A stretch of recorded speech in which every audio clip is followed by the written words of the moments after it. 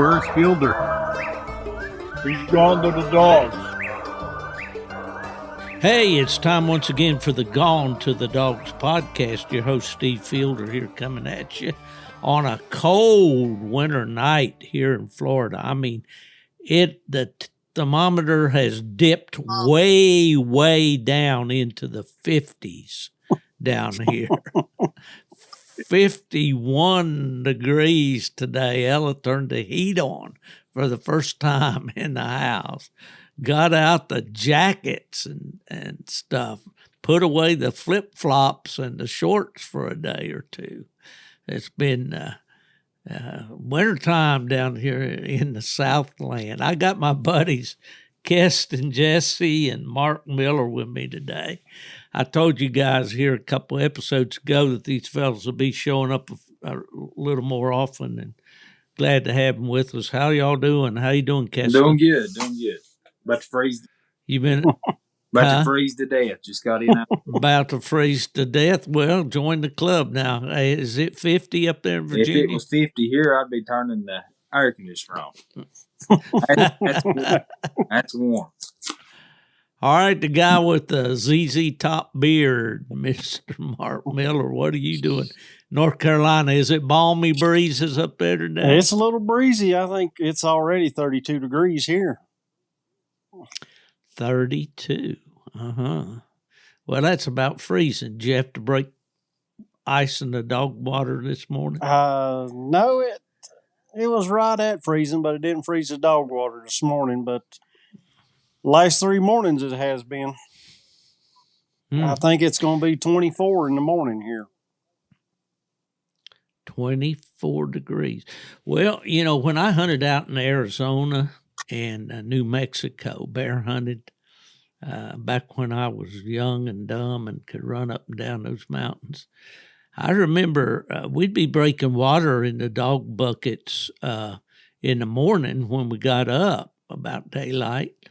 But then by up in the mid-morning or midday, the temperature would be up 70 degrees or so. So it was kind of hard to know what to wear, you know, and all. But I always liked that, get out there, a little frosty feeling, a little freshness to the air type thing. But don't get many days that it's cool like that down here. Kesten, you spent the day deer hunting, didn't you? I've been in the woods all day since an hour before daylight this morning. I've been in the woods. Yeah, what'd you see? I seen a bunch. I guess I seen 27, 28 deer, 4 or 5 bucks, 2 or 3 decent bucks, just nothing worth shooting. You hunt the horns, and you like to get a pretty decent one, don't you? Yeah, there's a lot of people around here, they kill the first thing they see, and there's a lot of people around here that aggravate me about it all the time because it's very rare that I shoot something, but when I do, it's normally a pretty good one. Yeah. Boy, I've been seeing on Facebook a lot of good deer this year. Do you deer hunt, Mark? No, I don't deer hunt at all. Are you kind of like Isaiah Kidd, the old plot breeder? My dad and I asked him one time if he wanted to go trout fishing with us over there on Potts Creek, which is a creek you can see back toward Peters Mountain from where he lived. And he said, well, will a plot dog tree one? And Dad said, well, no, I never heard of that. And he said, well, I'm not interested. No, it wasn't any fishing for him. If it didn't have a plot dog behind it, he wasn't interested. Are there a lot of deer hunters down there where you are, Mark? Oh, yeah. There's lots of deer hunters around here. There's some nice ones get brought out of these mountains, but I'm a dog man, so. Yeah. Well, I've always been that way too. I've killed deer, and I've been, I've deer hunted a little bit. But the last effort that I made of deer hunting was up on the farm where my dad was raised in Tennessee, hunting with my cousins up there. And as it just worked out, we got this little trip together late in the season. It was muzzleloader season, so I went and I bought a muzzleloader, and I've never killed a deer with it, but I'd like to kill one with it. Kesten, you ever kill one with a Yeah, I've muzzleloader? killed several with a muzzleloader. I was going to ask Mark, do they run deer with dogs down there where you're at? Are you allowed to do that down there? Not in this county. No, you have to go to the coast to dog deer. Yeah, that's the way it is here in Virginia too. I didn't know if it's different down there or not. No.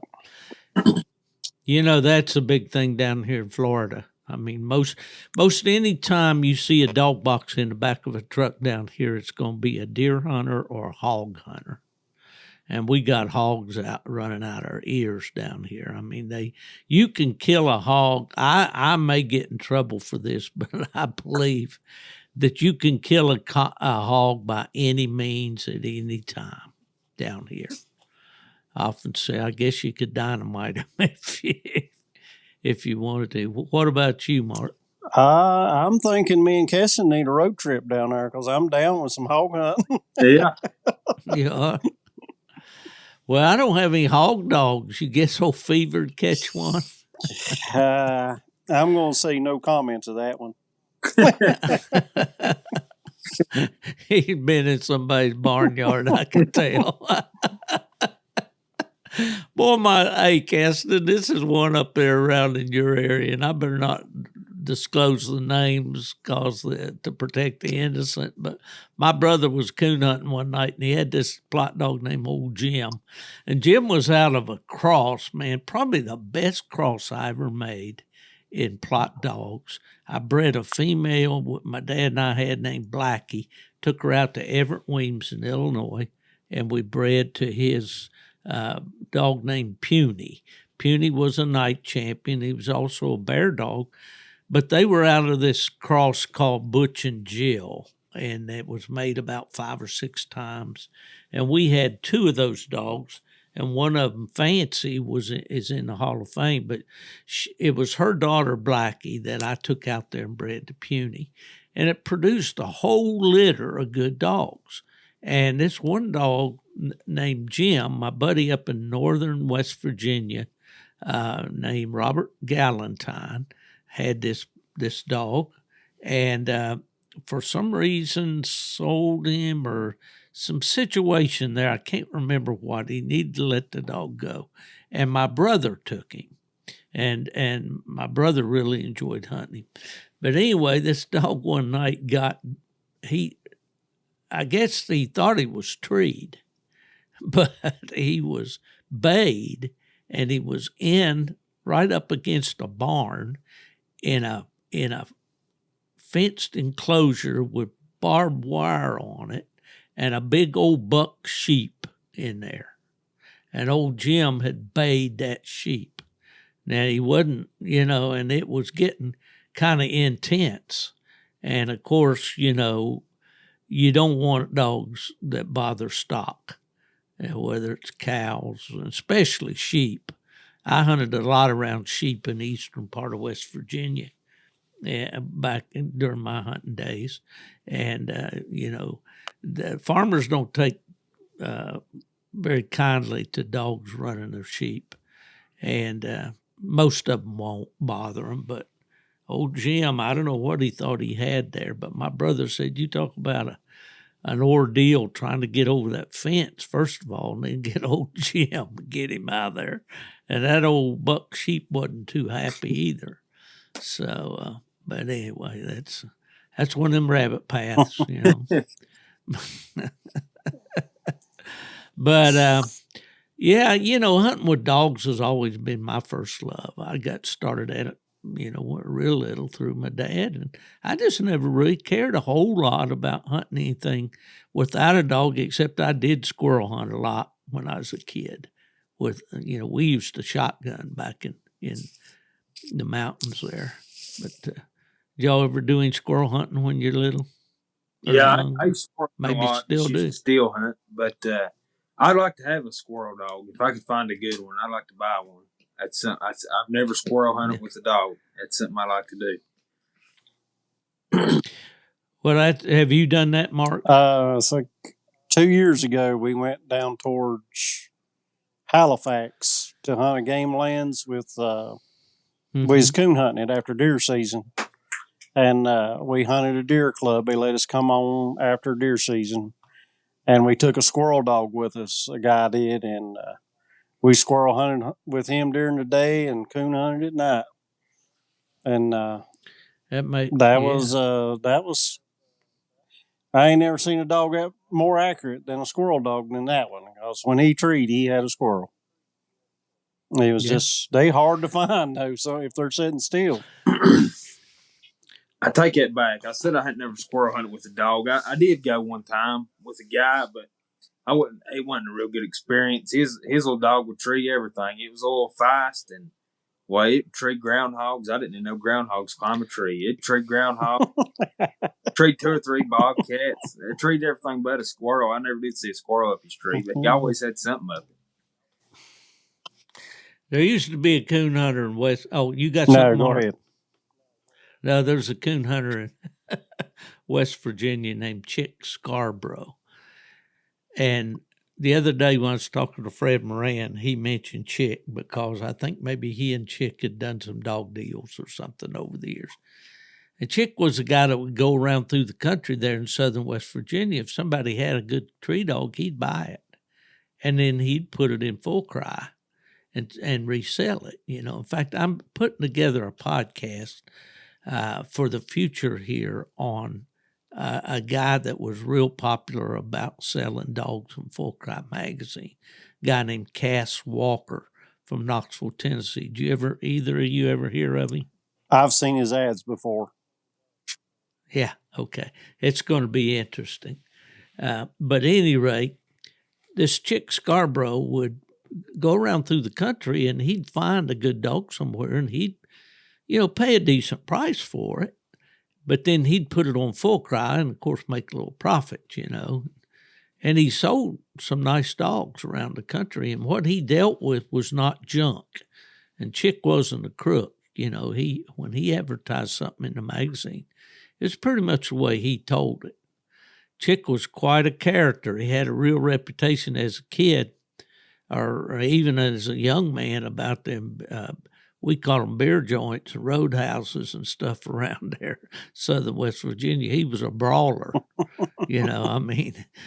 as my mom would say, he'd fight at the drop of the hat and drop it himself, But anyway, Chick told me this story one time. He said he had a guy from up in the Northeast he thought was New Jersey come down to try this great big walker dog that he'd put in full cry. And he went out there at a place called Sand Lick, and any listeners in southern West Virginia know where I'm talking about. But anyway, they turned this walker dog down in that big country, down in a big hollow, sat back there, and it was in the summertime, or maybe early fall. And they were sitting back there listening, and after a bit, that old walker dog rolled up on a tree way back on a ridge. Kind of reminds me of some of those walks that you take, Kesten, to old Clyde from time to time. So, and I don't want to use the Lord's name in vain here, but I'm going to tell you exactly what Chick told me about what this guy said. Anyway, that walker dog rolled up on a tree, and boy, he was sounding good. And so here they go. And they hike, and I guess they dropped off in a hollow and climbed back on a big ridge. Got way up on the very tip top of this ridge, and it was just a razorback like. And there that dog was, sitting right at the top of that ridge under a groundhog. And Chick said that guy looked at him in his Yankee accent and he said, "Christ, Chick, he's a woodchuck dog."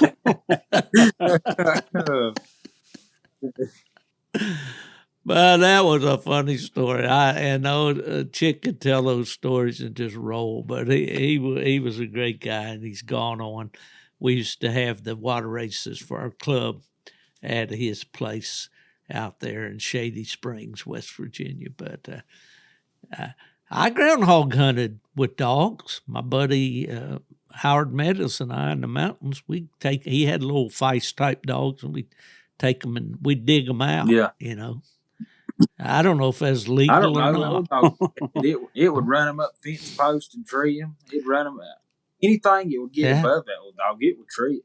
It just never did tree. I never did see a squirrel, and that's what we hunting. yeah. Well, one of my experiences was when I went to PKC and we started a squirrel dog program. And man, I never walked so much in my life as judging a squirrel dog cast.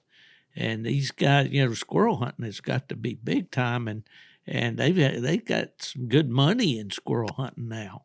I don't know whether they're PKC hunts. I think there are other brands. I know Greg Maynard there with the Pro Sport organization. He's been active in squirrel hunting, and then Chuck Gallardo. We're going to get him on the podcast. I don't know how much they have done along that line, but he's got a good line of squirrel dogs. So squirrel hunting is a big deal nowadays with dogs, and I'd love to do it. I did a little in North Carolina when I lived in Raleigh, but that's just one more thing. There just isn't enough hours in the day to do all the stuff you want to do with these dogs. One of the things I grew up doing was bear hunting with my dad, and I know, Mark, that you've been doing a little bit of that with your buddy Brad Hyatt. Had a pretty good weekend, didn't you? Oh, yeah, I had a good weekend this weekend. What'd y'all get into? Well, we started over on this pretty good spot we've been seeing a lot of sign in, and went in there, and we had this is the last day, Saturday, so we just decided to take everything but 2 old dogs. Took the puppies, took them all, and we drove up in there, and they all blowed up in the box rigging, and it was they was in there so good that we got, believe it or not, they're probably 4 to 5 months old, and they jumped out the dog box holes, the rigging holes, and hit the ground and started running this bear at that young age. And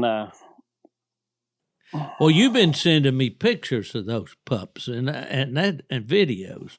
They're pretty amazing, aren't they? I did Go ahead, and I can't believe I tell them they're too young, but I'm done give up on trying to tell them they're too young now, because man, they'll pile up on one in a minute at that young. Yeah. You ever been bear hunting with dogs? Yeah, Kesten? I've been 2 or 3 times. Yeah, I have. Yeah. Yeah, you got a lot of bear hunters in your area. There's a don't you? bunch. There's actually a bunch over here. A guy that works for me, his whole family was big bear hunters, and I want to say they tree 70, 80 bear a year, and they don't kill none of them though. I mean, they tree them and let them go. So I'm sure they're treating the same bear over. Oh yeah, yeah.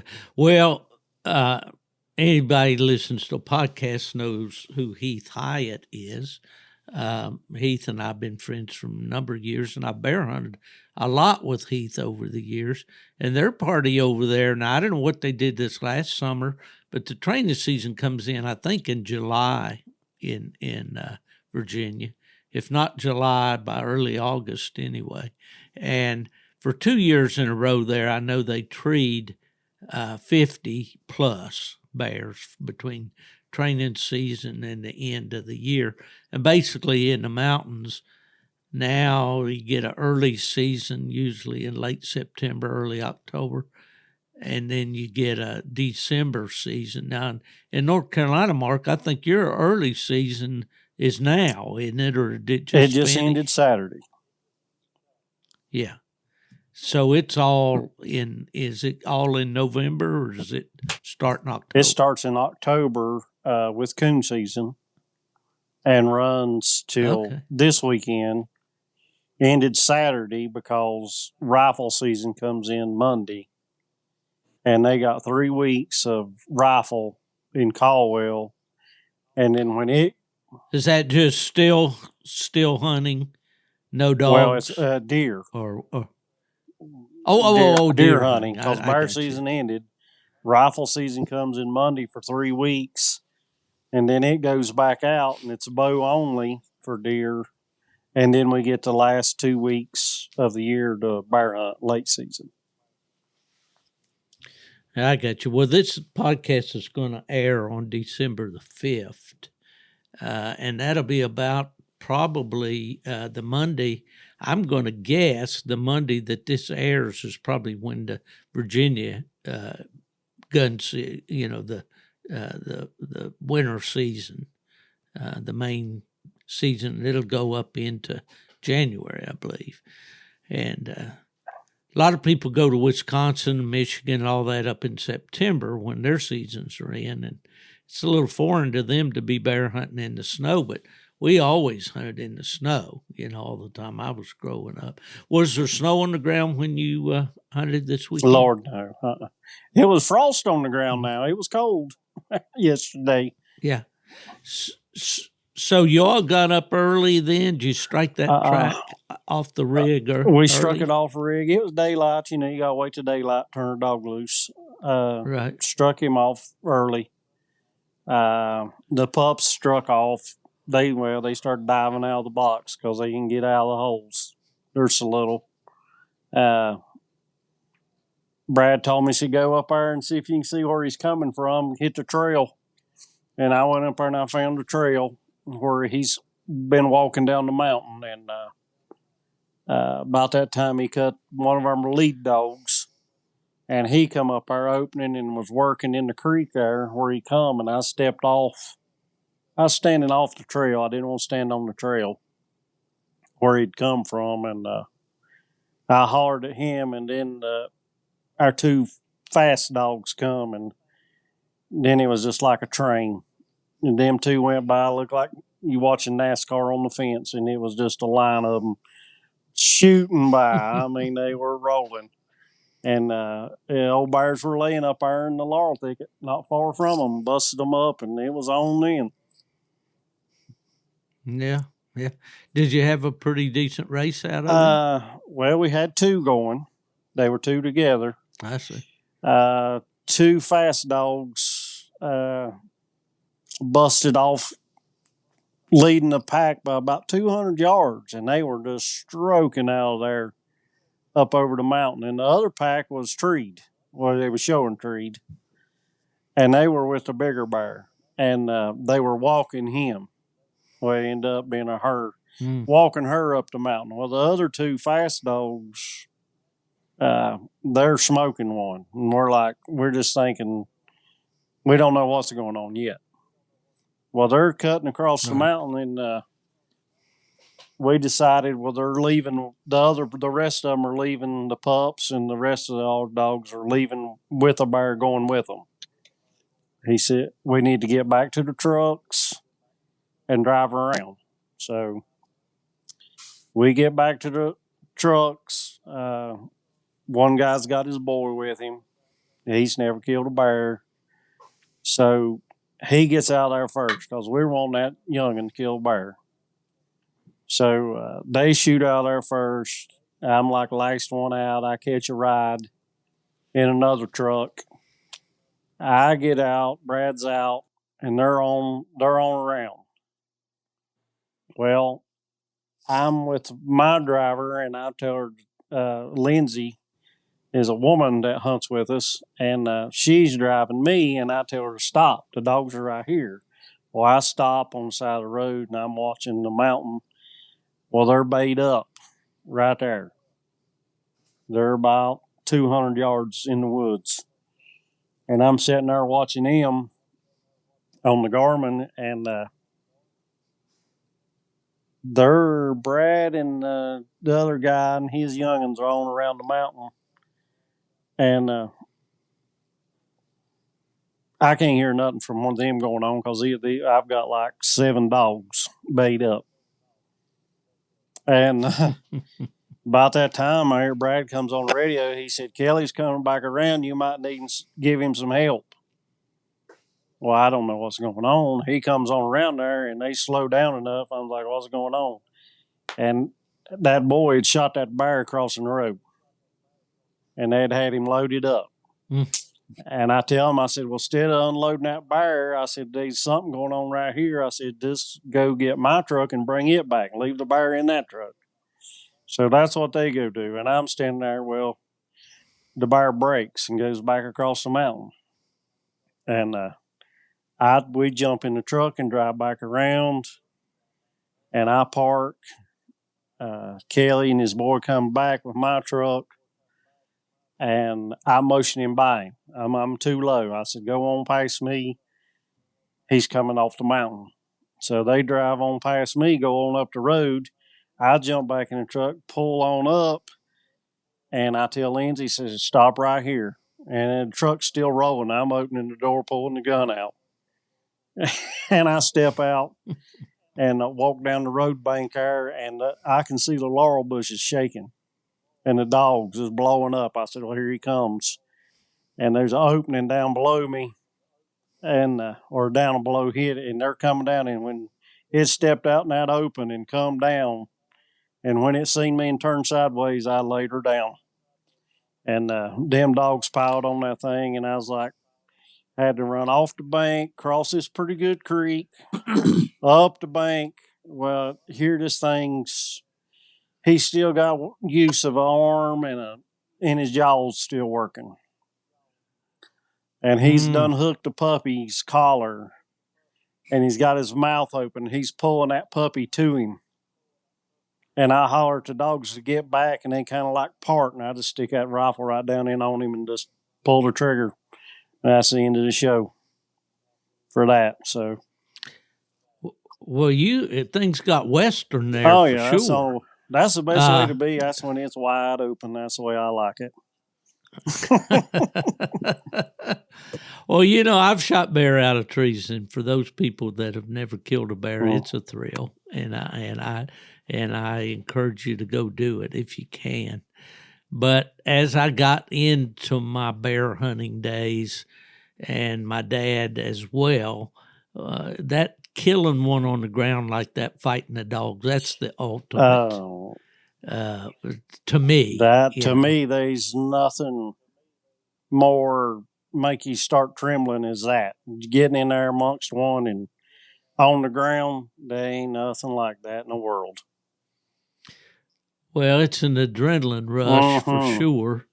And, it reminds me, we killed a nice bear out in the White Mountain Apache Reservation in Arizona with professional guide Tom David out there. He's the one that hunted my Singer and Rube dogs out there for 3 seasons.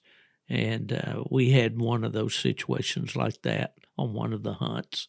And the bear had Tom's Smoky dog up in his, as we say, arms, his front legs, and he was trying to put the bite on him.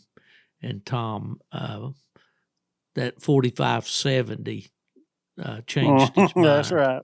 Pretty quick. What did you shoot this bear with? 45-70. What kind of gun were you? Is that what you had? Oh yeah, I got that little man complex too. I carry a big gun.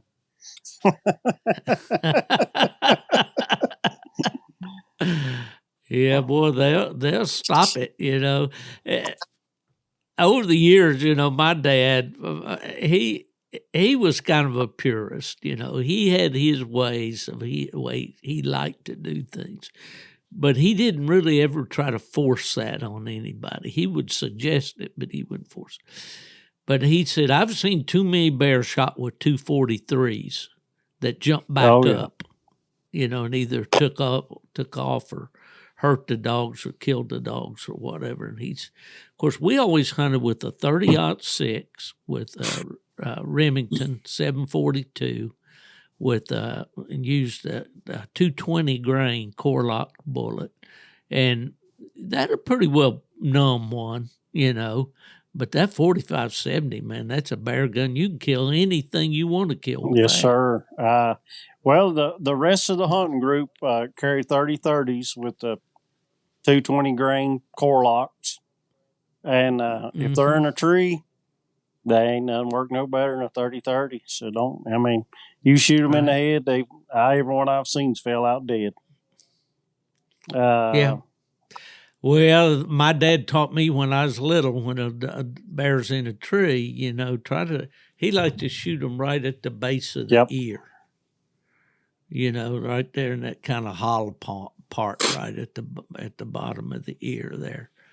And did you killed a bear, Kesten? In fact, I've seen you got the mount right there. I actually How'd you killed kill that. I that was actually bear? deer hunting. I killed that with a bow. He 15 yards when I shot him. But I got you. What kind of bow were you using? I know nothing about a bow. I know they have an arrow and they have a string, and then they got training wheels on them. It was a whole weight compound bow. But that's what I killed that bear with. Yeah. What was he doing? Was he was just coming through, just, grazing on acorns. And, didn't even really expect him. I was deer hunting, Were you in a tree stand or your sling or whatever? I was in a tree saddle. I hunted a tree saddle. Explain to me how that works. It's basically you gotta have a method to climb. I got some carbon fiber climbing sticks. They're real light, but it basically straps around your legs and around your waist like a belt, and it's kind of like kind of like a diaper in a sense. And when you get up there, it's got a rope. You wrap your rope around a tree and you hook it to your waist, and you just lean back into it and just sort of hang, really. And it's a lot more comfortable than what it sounds. And you don't got to use a tree stand. You wear it everywhere you go. You just put it on and walk. It's just like a pair of shorts.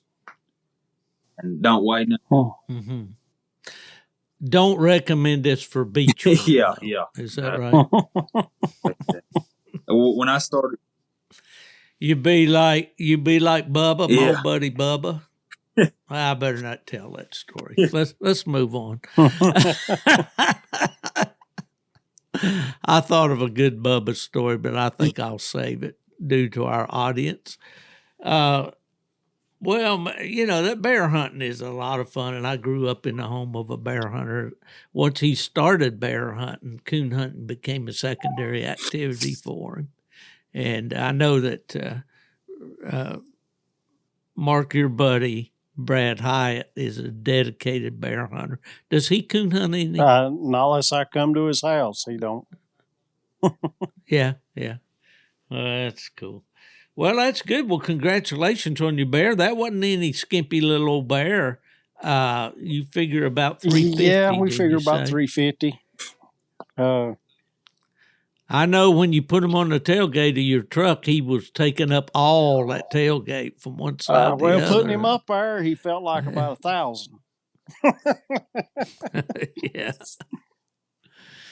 Oh man, we killed a bear one time over in Greenbrier County, West Virginia, to dogs, and we decided we'd drag it down this creek. And when you're dragging a bear out of the mountains, if you can find a stream or a creek or something, they'll drag you. You know this, I'm sure, but they'll drag a whole lot better down a creek, over the slippery rocks and that water and stuff than they will. I'm not talking about swimming water, but, typical mountain stream. Well, we drug that bear a long way and got him down to a little road there. And after all that dragging and all that work, somebody decided, well, it'd be a better spot right down here to clean him, field dress him than where he is right now. So we'll put a rope, take the rope and just tie it to the ball on a trailer hitch and pull him right down there on the truck. And he pulled that bear, and as soon as he started moving, that bear flipped over, and he drug him down there, and it peeled every bit of the hair off the top of that bear's head. He looked as bald as I am. I don't know what a taxidermist did with that if he had it mounted. But I thought, dang, man, we've drug this bear all this far. And now all we had was, they had to take it 15 more yards. But anywho.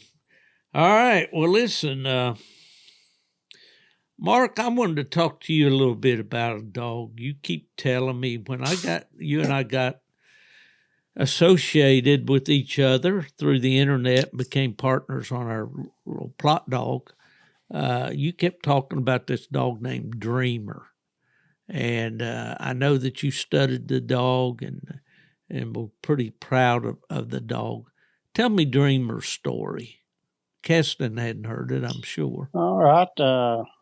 He is direct off Hardwood Bean and a female off of Nighttime Savage, which I really liked the Savage dog. I hunted with the Bean dog since he was 6 months old. Now, Tim who owned Osborne owned the him? Bean dog. He was a beautiful, Right. I would say 90-pound, black headed walker dog. And a huge mouth. I Right. always did like him. So I ended up getting a pup off of him, and I raised him right here. He just turned out. First time he ever really showed his true colors. He's about 7 months old. He crossed a woven wire fence on us ahead of my Grand Night Champion dog and treed two coons. And then me and Jason Seal was hunting together, and we both just looked at each other and we knew something was up then. That I had something special. Yeah. Yeah. Well, those dogs are black-headed dogs, beautiful hounds. I remember well the Savage dog. I think he won. I believe he won the Super Yes, sir. Stakes We won one year. Super Stakes. Uh, Won the Grand American, I think, James too. Yeah, and he had James Atwell there at around Bland, Virginia, which is in not too far from where Yeah. you live, Kesten, off of 77 there, not far from where my brother lives. James had another dog called Nocturnal Overdrive that was, so he kind of studied those two dogs. But what got my attention about Savage was my buddy David McKee, who is president of the South Carolina Coon Hunters and and the Grand American Association there, puts on that big hunt every year. And all David and I have been close friends for a number of years. He had a female named Ann that was out of Savage. That was a for real nice dog. And she had that big mouth too, So Dreamer was out of a litter mate to Savage. Is that what His you mother said? was His out mother? of Savage. Out of Savage, I see. Well, what was he like? How did he finish out? What did some He things ended he up did? being he weighed about 82 pounds, dead on the standard, 27 inches at the shoulder. So he's a big walker dog. Ended up dual grand, HTX, PKC champion, a couple thousand in PKC. Went to the World Hunt 3 times with him. Had a pretty successful breeding with him. After he passed, I got up to he come on the current reproducers list from being semen bred, and we ended up getting him to number 2 current reproducer male in the country. Yeah, that's pretty awesome. Do you still have semen on him? Yeah, And well, that's good to know. well, the Crockett dog I hunt now that you've hunted with is direct semen dog off of him, and the Dixie dog you'll get to hunt with is a direct semen dog off of him. My 12-year-old, he's a live bred off of him. Well, you've heard me talk about the Benny and them boys I hunt with. They got a different cross, but they also got a semen bred dog off a Dreamer also. I see. Well, I tell you, when you get a good one like that, you don't soon forget them, do you? How long did he live? He made it to 10. 10. He got something wrong in his spinal system in his back, and it ended up putting him down. Wow. Yeah. Well, they don't ever live long enough. That's for sure. That's for sure. Kesten, when you first started coon hunting, you told me that you've hunted with some real good dogs down through the years. When you and I met, it's when you bought the pup off Randy Smith, the Clyde dog that you're hunting now. What were some of those? Who'd you hunt with, and what were some of the better dogs you hunted with? I started off hunting with a neighbor of mine. His name was Donald Ferguson, and he's passed on now. But I used to hunt with him, and I was real young. I like shooting coons, and I'd go with him, and he had a real dog. I didn't realize, what he did have until looking back on it. And he hunted the type of dog sort of hunts with you. I don't ever really remember ever having to walk over maybe 400 yards to that dog. And it seemed like he was treed every 10, 15 minutes and had a coon. And there's some nights we'd see 10, 11, 12 coons a night with him. And you don't normally do that around here. Not that good. And it was a walker dog. What kind of dog was he? I don't know what he was out of. I don't know what he was off of. And he passed on. I started hunting with another local guy here, Odell Music. And he always kept good dogs. He's the type of person, he'll buy a young dog. He'll get it started. He'll really pound it till it's about 2 years old. And then he'll sell it and starts all over, starts from scratch again. And had some really good hunts with him. You tree 10, 12, 13 coons a night. And well,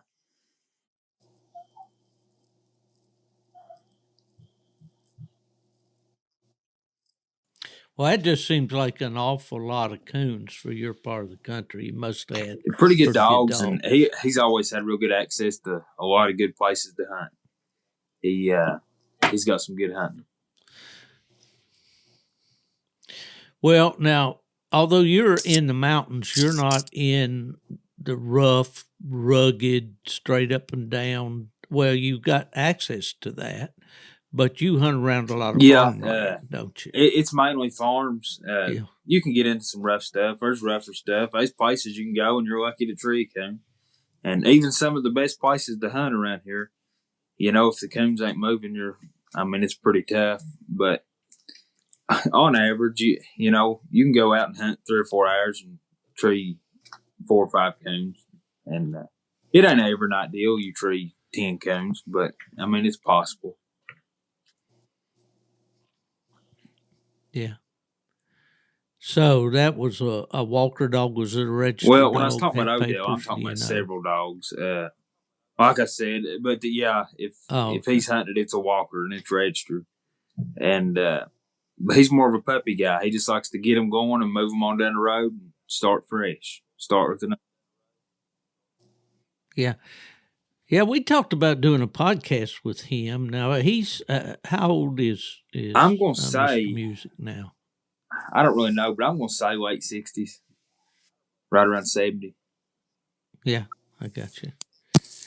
Hey, we're just bouncing around here tonight, and I just a couple things come to mind. I want to talk to you just a little bit. I know that you kind of get into whatever you're doing, whether it's coon hunting or deer hunting or whatever, and you kind of like to go full bore. You did some coyote hunting. How did you get into that? And I think you got pretty heavily invested in all the latest gear and all that stuff.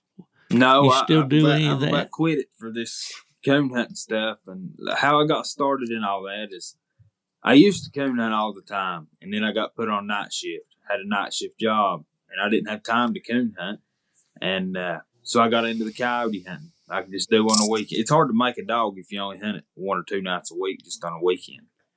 So I bought this Trigicon thermal scope and a gun and call, the whole setup. Started into that, and at first it's pretty rough, pretty tough to kill, but got it figured out pretty quick, and got to kill 6 or 7 a night on a really good night. Around here, that's good. But killed a bunch of coyotes. Really loved that. Really liked it a lot, and I just sort of got tired of it. Got bored of it. The whole time, ever since I quit coon hunting, I regretted quitting it. And in the back of my mind, it was always still there, and I knew I'd come back to it. I just had to wait for the right opportunity.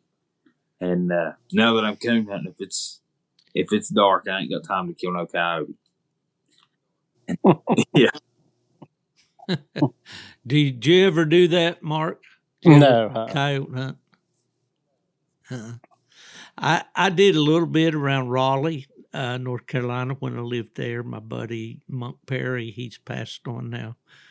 We did a little bit of calling and all, and I bought. This has been, I don't know. It seemed like if I had all the gear that I've loaned to people over the years, I had it back, I could give old Bruce Conkey a run for his money or DU Supply. But I was going to tell you, yeah, I spent all that money on all that coyote hunting stuff. And to start out with, I had a lot of trouble. It took me a while to figure it out. How to kill them, how to get them, call them in and stuff. And then I've quit coyote hunting and started coon hunting. And I've sent you pictures. I've killed, 2 or 3 while I've been out coon hunting with just the light in my mouth, lip squeaking them in. Yeah. And you see them run across the field and start lip squeaking, and got them to come to me and killed them with a 22 while I was coon hunting. Yeah, those things have gotten to be so popular. I mean, populated. We were eat up with them in Michigan when I was up there, and it got progressively worse year after year. I was up there about 21, 22 years, and I was out listening to my dogs trailing one night. I was sitting up on a hill, a little cornfield I used to turn loose at, and there was a patch of woods that went around it, and then a fence row that went to the west, and real good spot. Could always tree coons there, and dogs were trailing down in this little swampy area, and I heard at one time from that hilltop, I could hear 6 different packs of coyotes at one time barking. And now I live in this holding pen for Yankees down here in Florida. This adult, it's not like that.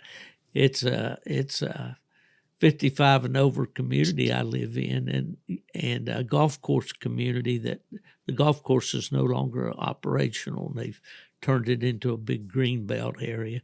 But we got coyotes everywhere down here. I've seen them walking right down the street here in front of my house at 3:00 in the afternoon. I mean, these things are everywhere now. And I can see where, back when they were maybe more scarce, they might have been a little more exciting. Was that it? The reason you got kind of burned out on it? It got too easy for you, or what? I wouldn't say too easy. It's just after you've killed one, you've sort of killed them all. I mean, ain't nothing changes in between. And I got that last year I hunted. I can't even remember now. I want to say it was in the 60s. I killed from January to January. Killed 60 some coyotes, and that's just hunting like 2 nights a week, and it's tough. You got to have a lot of ground. The thing about coyote hunting is you got to have fresh ears. You can't hunt the same spots over and over. They get smart quick. Yeah, I mean, you're better off if you're going to get serious big into it, and you're going to hunt 3 or 4 nights a week. I mean, you really don't need to be hunting the same place more than twice a month. Like some of these guys that are real serious about it, they won't call the same place more than once a year. They're pretty. There's some people. They have big competitions. Like coon hunters have competitions. They have these big coyote hunting tournaments, and there's one that they hold in Withville, and it's a $30,000 payout coyote hunt. That's awesome. Well, Mark Zapp, everybody I think in the coonhound world pretty much knows Big Mark, who worked for Wick Outdoor Works for many years. He got involved in coyote calling and hunting and did a lot of videos. He did some really first class videos on coyote hunting, and he lived out in Tucson, Arizona, and all. But that's just something I was going to say a while ago. I bought a call and all that. It's not the high tech stuff that we've got now, but I never really got into it much. My friend Gary Robertson, that has the Carnivore TV show, he really is into that and does quite a bit of it. Well, let's. I wanted to talk to you a little bit. I was messing around today and I found an old light here that was made by Sunburst Light Corporation. Mark, are you old enough to remember Sunburst lights?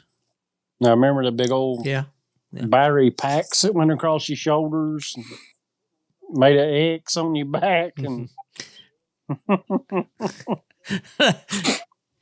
I put a post on Facebook today about a light here. Excuse me just a minute. I tell you what, man, I got the Hong Kong flu or something here trying to get a hold of me. I'm coughing and hacking.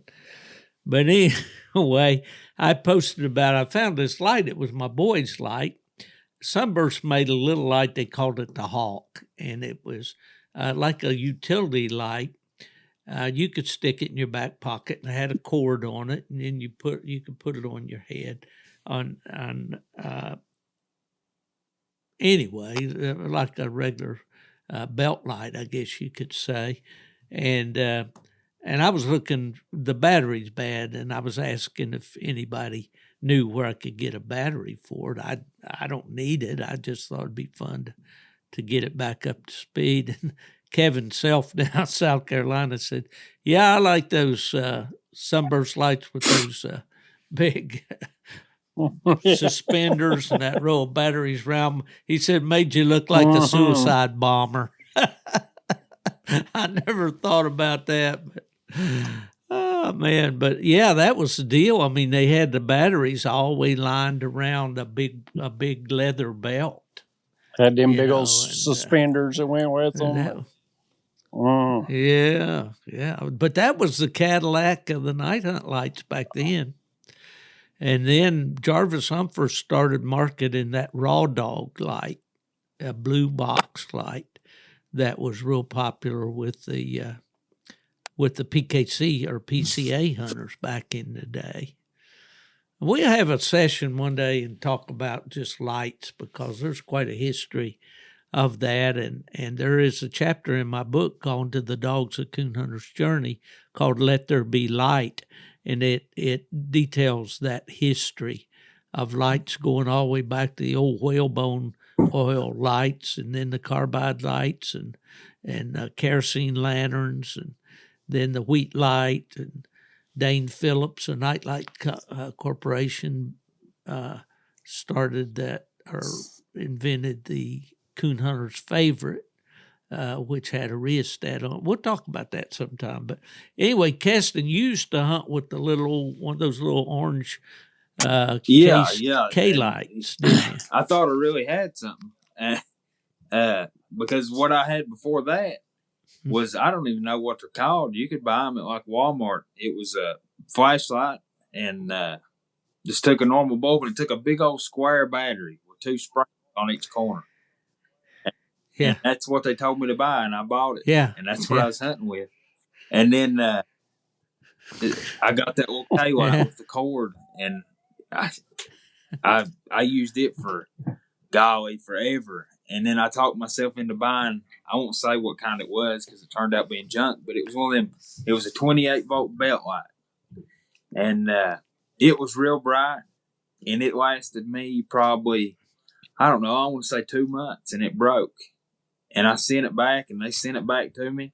And I used it about 2 weeks, and it broke. And I just never sent it back and went back to using that old K light. And I used that all the way up until I quit coon hunting. And then when I got back into it, I bought the Bright Eyes Viper. And that's what you're hunting with now. That was going to be my question, you guys. What are you hunting with now? What do The you Bright hunt with, Eyes Mark? Micro.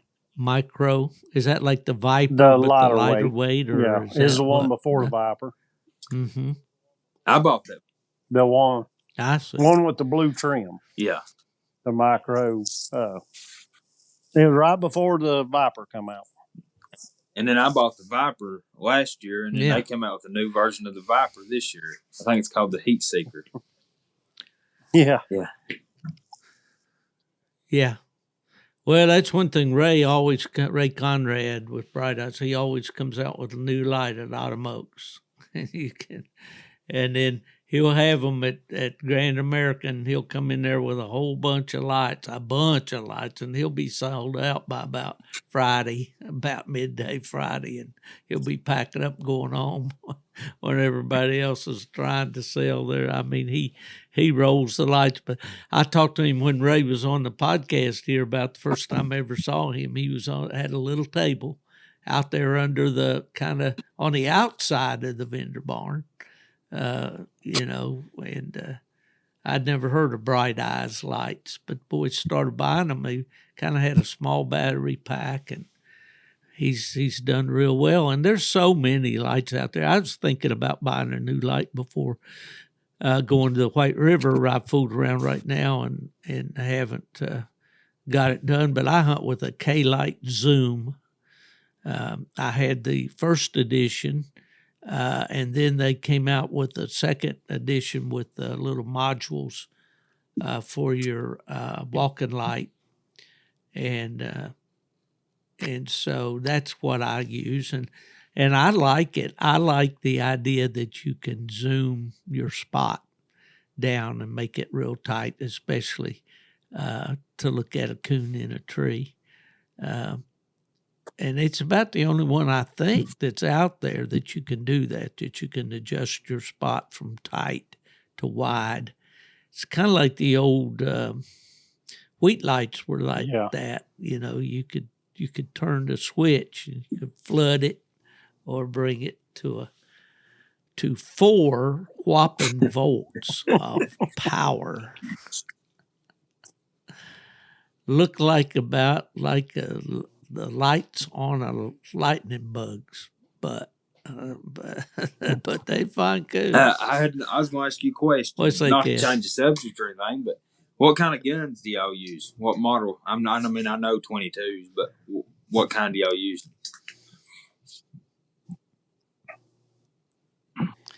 I am using the new Henry Survivor rifle right now, the synthetic one that comes apart. I've got my scope mounted hard on it, so I don't take it apart no more. With a light hanging off the side of the scope, it does a awesome job for me.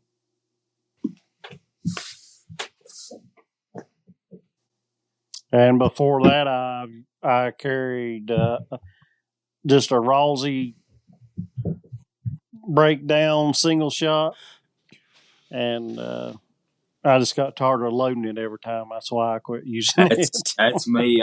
I've had the same gun. I used to trap some too, and when I trapped, it's what I always carried trapping too. I just got one of those 22 crickets I've had since I was like 7 years old, single shot. And it's aggravating trying to stick it in that bullet in that hole. But especially when it's like 10 degrees, that gets rough. Yeah, but I'll tell you a funny story. That's the toughest little gun that I've ever had in my life. I've beat weeds down with it. I've beat through brush with it. And can you believe I put a scope on that when I bought that new? I put a scope on it, and I've never shot that gun on paper since I put a scope on it. And that was when I was like 7 or 8 years old, and I'm 28 now. And it's been beat through the woods, and that thing's still dead on the money. After all that. Well, that's a good scope. Yeah. I got now my Rosie. Oh man, I bet I've had it 20 years. And it's a youth model breakdown. And like I say, it's going to the White River for backup. Yeah.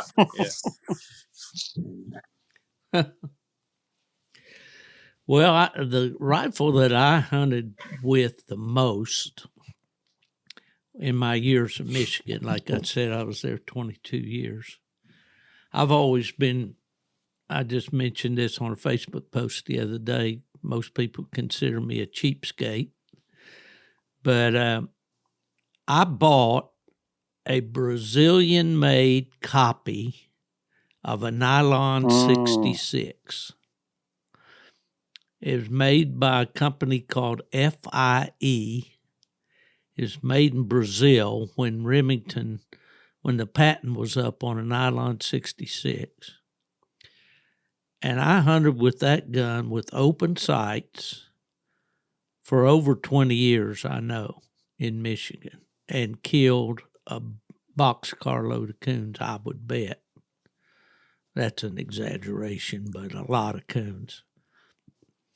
But the downfall to that gun was the stock is plastic. And time after time of propping it up against a tree and letting it fall and hit the ground, or propping it up against the side of the pickup or something, that stock would get cracked, and I'd tape it up with black electrical tape. But that was a good shooting gun, and I've still got all the works for that gun, but the stock's all in pieces. But that's what I used for years. I tried using a Marlin, and I don't remember the number of it, but it had the magazine rod. That's a under Model the barrel. 60. Yes. I lost 2 of those, and they don't give them away. They're proud of them. And so I said, man, I got to do better than this. And I think I was at a hunt in Wooster, Ohio. And the guys up in that part of Central Ohio would know this thing is called fin, feather, and fur or something. This Fin and outdoor feather. shop there. And I was up there. Yep, I've seen them. Is that what it is? Up there. Yeah. Okay. So I bought this Marlin 795. It's got a black composite stock, but it's got a clip to it. I think it's a 9-shot clip. And I got an old Tasco 3-9 power scope on it. And I've killed a bunch of coons with it. It's very accurate. And but I've got 22s that, one of my favorites is still in a box I've never shot, and it's a 94-22 Winchester, the fancy one with the checkered stock and the pitched grip and all, and the hand, I don't know what you call it, the hand grip. But it's got a coonhound's head engraved on one side of the receiver and a coon's head engraved on the other side of the receiver. And it's quite is that a lever gun? Deal. But I thought it was. Yeah, it looks like a 94 Winchester 30-30, but it's a 94-22. So it's 22 caliber. Yeah. Pretty neat little gun, but that one's never been shot. Now, what good is a gun? You keep it in a box and never shoot it. I mean, I don't know. I keep saying, well, it's worth more. Well, what am I going to do with it? I'm not going to sell it, Well, I don't know. You collect stuff like that. I got knives and things like that I've collected, and I'm saving them. What am I saving them for? You can't take it with you. Well, Christmas is coming. Yeah, that's right. I could hit my. I was just gonna send y'all a jar of apple butter I got from my old buddy Lindell Price. Fixed me up, man. I got some of that good Virginia apple butter shipped down here the other day. Well, listen, guys, this has been our kind of a laid back, kick back, just get together with friends type episode, and it's been a lot of fun seeing you guys again. I wanted to just before we get out of here. I know everybody's either tired from hunting or working that honeydew list. I'm working the honeydew list here at the house for Ella to get things done before Mark and I are taking off from the date of this podcast. This is we're recording this on a Sunday evening. On the next Sunday evening, you and I will be treeing raccoons in the White River Refuge. Yes, sir. Mark. I'm ready. Yeah. We're going to have to take Kesten out there next year and introduce him. I've been seeing the post on Facebook. The preserve opened up, or the refuge opened up, I think about 3 or 4 days ago. And guys, it's dry this year, and the access is easy. The guys have been treeing a lot of coon. I talked to Alan Bridges, who does another podcast with Coon Hunting University, and he was out for his first time this year. And I think he said after a couple of nights, their party of 4 had treed 36 coon. So they'd had a pretty good time. And then he called me today. He was on the way back home. I thought they were staying 4 nights, but maybe I misunderstood. But anyway, they dropped the call, so I didn't get to see how that finished. Heard one of the boys talking about a dog got behind water. He thought maybe on some kind of island or something. He couldn't get to him and had to enlist some duck hunters with a boat to get out and get his dog. That, Mark, that has never happened to us. This will be our 12th year that I'll be going out there. And Nubbin has been going many, many more years than that. So anyway, but Kesten says that once the deer season is over, he can get serious about coon hunting. He's just been messing around up to this point. I was hunting 6-7 nights a week before deer season come in. I've still hunted. Well, there isn't any more than that. So I mean, how you gonna hunt any harder? And I'm still going. I've kept back to 2 or 3 nights a week through deer season, but I believe deer season, well, as far as rifle season goes, I believe next week might be the last week of it, I believe. But after that, I'm to 6 and 7 nights a week. Yeah. I went the other night. It was cold. It was real cold, and we ended up treeing 2. Yeah, let's delve into that a little bit. We got a little time here. Clyde was kind of upsetting you a little bit there. You got a 15-month-old, about coming 16-month-old Walker dog. Been doing awful good. Went through a little hiccup. He got caught in an electric fence. Got his lead caught in an electric fence. That was quite an ordeal, wasn't it? Yeah, he was actually caught. The S hook on the end of the leash caught the high tensile wire, and every time the rivets in his collar touch his neck, it'd shock him. And I couldn't get him unhooked from the fence because it shocked me. I had to go all the way back to the truck, get a pair of rubber gloves, and come back and get him off there. And messed him up for a night or 2, but he's about back. I hunted the other night and turned him loose, and he shot up on the side of a ridge and struck a track and ran it about 150 yards and just quit it. I don't know what happened. He just dropped it and went on, and struck another track and run it like he was looking at it. fell tree, and I went to him, and it's slick as a ribbon. And I was mad by then. And cut him loose off that, and he ended up 0.6 treed, and he was standing. I mean, it was cold. I mean, it was in the 20s, and he's standing in the creek tree. And he had his coon there, and then cut him loose off that, and he went 800 yards and had another coon. And then I went to the house after that. Mm-hmm. So he had a It's rough start, amazing. but he ended it with a good note. It's amazing how it can go downhill and then just get out there and do it right, time or two, and he's back into it. Yeah. Yeah. You haven't been coon hunting here lately, have you, Mark? I haven't coon hunted any this weekend. I hunted a couple nights last week, but not much lately. Yeah. Well, that cold wind blowing and all that stuff will kind of change things up. What are some of your traditions? Do either of your families have traditions for Thanksgiving? Things that you usually do? I know I used to go to my grandmother's in Tennessee, and we go rabbit hunting on Thanksgiving morning. That was kind of a tradition with us. Do y'all have any of those kind of things in your families?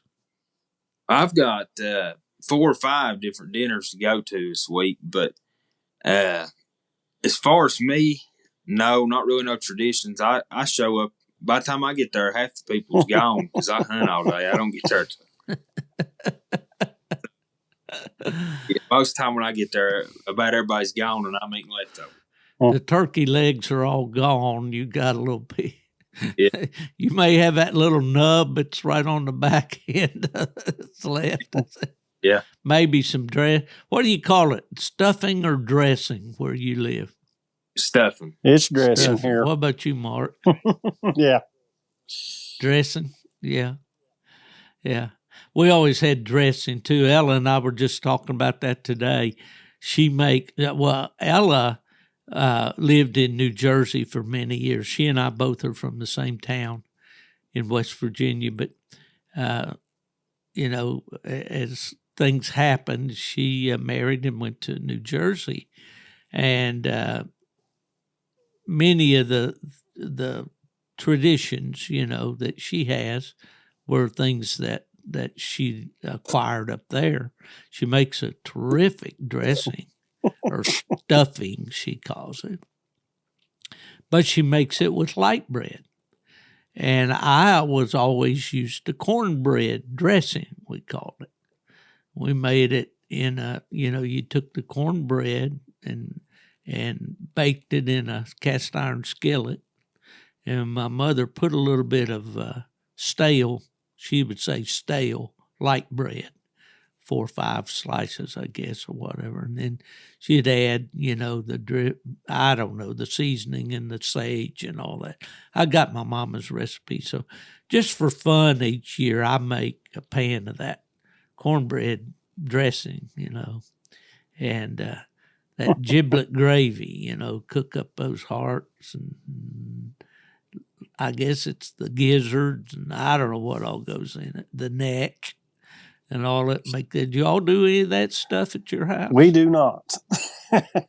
My grandmother You always did, and but after her passing, that kind of ended here. I see. Yeah.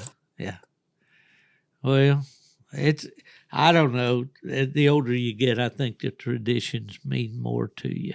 That I don't know. I guess the kids growing up now, their Thanksgiving tradition will be mac and cheese and chicken nuggets. That'll be a Thanksgiving meal. But I always look forward to Thanksgiving. I'd come home from Michigan and drive down to West Virginia and have a big dinner and watch football and sleep and talk dogs with my dad. That became the tradition for many, many years. Maybe listen to my dad play the fiddle a little bit. But we'd just sit for hours and talk about our hunts and our dogs. and all that. And hunting's always been a big part of my Thanksgiving for sure. And the boys in Arkansas, the Black and Tan boys, have a tradition over Thanksgiving weekend. They go to Marianna, Arkansas there and have a Black and Tan reunion. And that was started, I think, by Jarvis Humphers and some of those guys. And I've been there with Nubbin. And it's a great time. But we don't go anymore because it is held right over Thanksgiving weekend. And we like to be with our families. Cass? Oh, No. Nothing? no. You gave me the finger. No. I scratched my head there. I got you. At I our got you. Thanksgiving thing, talking dogs is like I've been adopted in because there ain't nobody there to talk dogs to. Yeah. Well, that's the thing with a lot of families that if they're not involved, it's like with the grandchildren. My granddaughter's up in the Chicago area, and I won't be seeing her this Thanksgiving. And Ella's daughter's 2 children are with their dad this Thanksgiving, and her blended family will have his children here with us, but they would look at me like I had 2 heads if I started talking about the coon hunting or something like that. But family is very important. Tradition's very important, and we all have different ones, and it all means something different to us. But I think traditionally across the South, most families, especially those that lived in the country, had some type of hunting associated with Thanksgiving Day.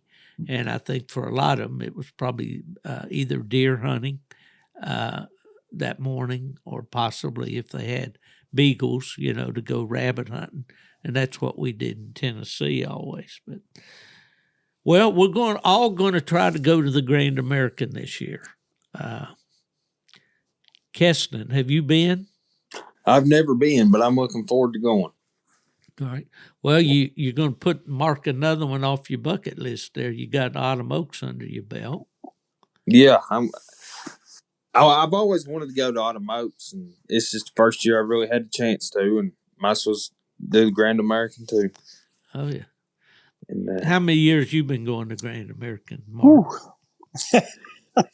Back in the good stud dog years, I went every year with the Dreamer dog. I was always set up in the barn for years. And before that, I always went down just to look and hunt a couple times. I've been going for a long time. Yeah, well, the first weekend after New Year's, first full weekend, meaning Thursday, Friday, and Saturday, is the Grand American. Started, I believe, in 1966 or 7. I can't remember exactly. But it's a great time if you get tired of that ice and snow and want to get away for a while. I can't guarantee you that you won't have ice and snow in South Carolina, but most years it's pretty nice. And just a huge crowd of people, huge vendor assortment there. Virtually everybody that's anybody in the coonhound supply business will be there. I will have to get our folks from out of DU Supply, and I'll take a moment just to thank Buddy Woodbury and Jason Doobie and all the crew at DU Hunting Supply for making this podcast possible. If we can get those guys out there, I know they would enjoy it. But anyway, we'll be there. I'll be most likely hanging out in the vendor barn, the big white vendor barn, at the American Cooner Full Cry booth. I want to tell the listeners real briefly here an offer that I'm going to make for Christmas. If you this podcast will air on December 5th, so there'll be plenty of time to get an order in for Christmas. My book, Gone to the Dogs, A Coon Hunter's Journey, sells for $25. The new Gone to the Dogs hats are available at $25. I'm going to bundle those 2 items this Christmas for $40, so you can save 20% if you buy both. And that's at stevefielderbooks.com. And be happy to ship one out your way. We'll sign the book if you'd like to have it signed to someone in your family or a friend. And that's all we're going to say about that. Well, guys, what's burning in your soul that you didn't get to say tonight? Anything? I believe I'm good. You good? Be about ready to go to bed so you can get up and go hunting again, huh? It's sort of a love-hate relationship. I like going, but I don't like waking up. I don't.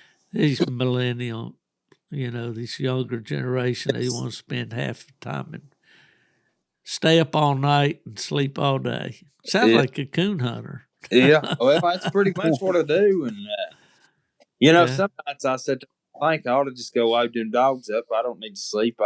I know I'll wake up if I don't go to sleep. I'll already be awake. Just hunt all night and hunt all day the next day. Thought about that several times. Yeah. Well, Mark, do you get the whole week off for Thanksgiving? You're still a working man. I got to go in tomorrow. I work through Wednesday. And then I'm off. Okay. And then you're going to be yeah. So, all right, the bear season's over. About all you can do. Can you coon hunt now, or do they close that down? We're open till February, sometime in end of February, I think. Yeah. Right. All right. Well, okay. I hope you guys are enjoying these cooler nights, and the dogs are doing good, and all that. Mark, I'll be seeing you in about 6 days from this date, and we'll head out to Arkansas, and we'll see if we can go out there and tree a few, as Nubbin Moore calls it, them big old Arkansas coons. I can't wait. So. Yeah, me either. Folks, I appreciate you hanging with us. This has been kind of just an unstructured visit among friends here, and I hope this Thanksgiving, the holiday season, all this is going to be after Thanksgiving for sure. But I hope that you have a great holiday season. Your family's all well and healthy and doing things that you enjoy. And if we don't see you at the White River, we'll see you down at Orangeburg, South Carolina. Somebody asks you, where's Fielder? Just tell him it's nothing new. He's gone to the dogs. Good night, guys.